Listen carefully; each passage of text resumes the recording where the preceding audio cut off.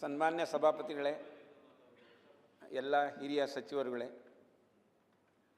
ಎಲ್ಲ ಅಧಿಕಾರಿ ವರ್ಗದವರೇ, ಗೌರವಾನ್ವಿತ ಎಲ್ಲ ಸದಸ್ಯರುಗಳೇ ಮತ್ತು ಮಾಧ್ಯಮದವರೇ, ನಾನು 2020ರಲ್ಲಿ ಜುಲೈ 1ರಲ್ಲಿ ನಾಮನಿರ್ದೇಶಿತನಾಗಿ ಈ ಸದನಕ್ಕೆ ಬಂದೆ.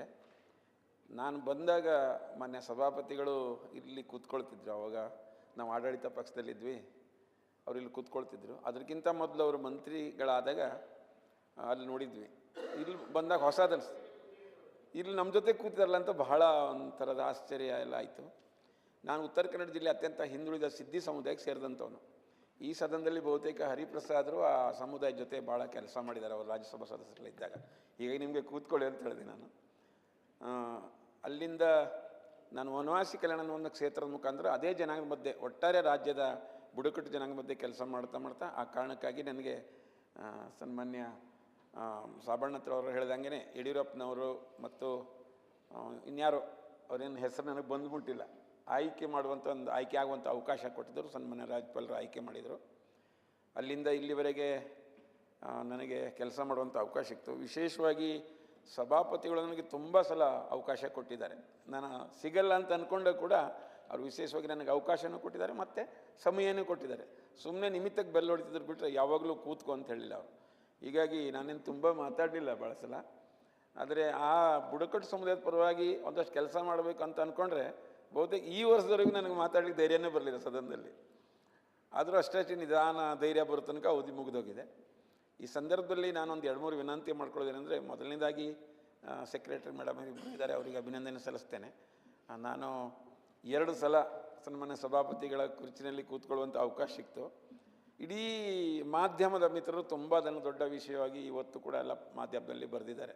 ನನಗೇನಷ್ಟು ಅವಶ್ಯಕತೆ ಇಲ್ವೇನೋ ಅಂತ ಅನ್ನಿಸ್ತಿತ್ತು. ಆದರೆ ಅವರಿಗೂ ನಾನು ಅಭಿನಂದನೆ ಸಲ್ಲಿಸಬೇಕು. ಮೇಡಮ್ ಅವರು ನಿಮಗೂ ಅಭಿನಂದನೆ ಸಲ್ಲಿಸ್ತೇನೆ. ಜೊತೆಗೆ ನಾನು ಈ ಟ್ರೈಬಲ್ ವಿಷಯ ಬಂದಾಗೆಲ್ಲ ನಮಗೊಂದು ಸ್ವಲ್ಪ ರಕ್ತ ಕುದೀತದೆ.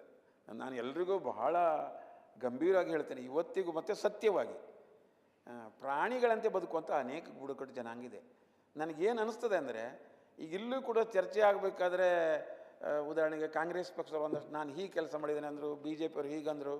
ಇದರ ಬದಲಾಗಿ 2 ಜನ ಒಟ್ಟಾಗಿ ಚರ್ಚೆ ಮಾಡುವಂಥ ವಾತಾವರಣ ಕಾಣಬೇಕು ಅಂತ. ನಾನೊಂದು ಉದಾಹರಣೆ ಕೊಡ್ತೇನೆ, ಅದು ಸರಿಯೋ ತಪ್ಪೋ ಗೊತ್ತಿಲ್ಲ ನನಗೆ.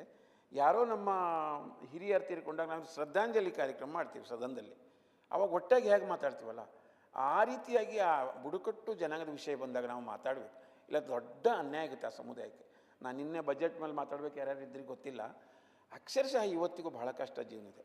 ವಿಶೇಷವಾಗಿ ಹರಿಪ್ರಸಾದ್ ಜಿ, ನಮ್ಮ ಉತ್ತರ ಕನ್ನಡ ಚಿಕ್ಕಮಗಳೂರು ಸ್ವಲ್ಪ ಪರವಾಗಿಲ್ಲ, ಇರೋದರಲ್ಲಿ ಕೊಡಗು, ಮೈಸೂರು, ಚಾಮರಾಜನಗರ, ರಾಮನಗರ ಈ ಜಿಲ್ಲೆಯಲ್ಲಿ ಸಚಿವರೇ ತುಂಬಾ ಕಷ್ಟ ಇದೆ.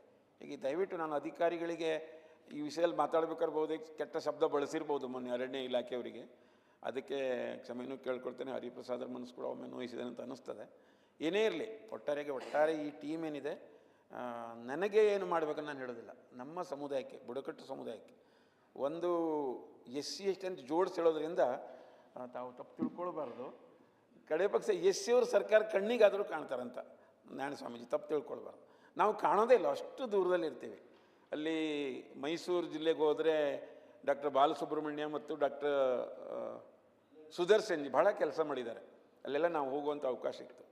ನಾನು ನಾಮಿನೇಟೆಡ್ ಆಗಿರೋದ್ರಿಂದ ನಾನು ಇಡೀ ರಾಜ್ಯದ 19 ಜಿಲ್ಲೆಗಳಲ್ಲಿ ಓಡಾಡ್ತೇನೆ ಸನ್ಮಾನ್ಯ ಸಭಾಪತಿಗಳೇ, ಬೀದರ್ದಿಂದ ಚಾಮರಾಜನಗರದವರೆಗೆ. ಈಗ ಅದರ ಬಗ್ಗೆ ಒಂದಷ್ಟು ಅನುಭವ ಮತ್ತು ಕಳಕಳಿ ಇದೆ. ಅದಕ್ಕೆ ತಾವೆಲ್ಲ ಕೈ ಜೋಡಿಸ್ಬೇಕು. ನಾನಿಲ್ಲಿ ಇಲ್ದಿದ್ರು ಕೂಡ ಅಂಥೇಳಿ ಮತ್ತೊಮ್ಮೆ ನನಗೆ ಒಳ್ಳೆಯ ಅವಕಾಶ ಕೊಟ್ಟಂಥ ಎಲ್ಲರಿಗೂ ಅಭಿನಂದಿಸಿ ಮಾತನ್ನು ಮುಗಿಸ್ತೇನೆ.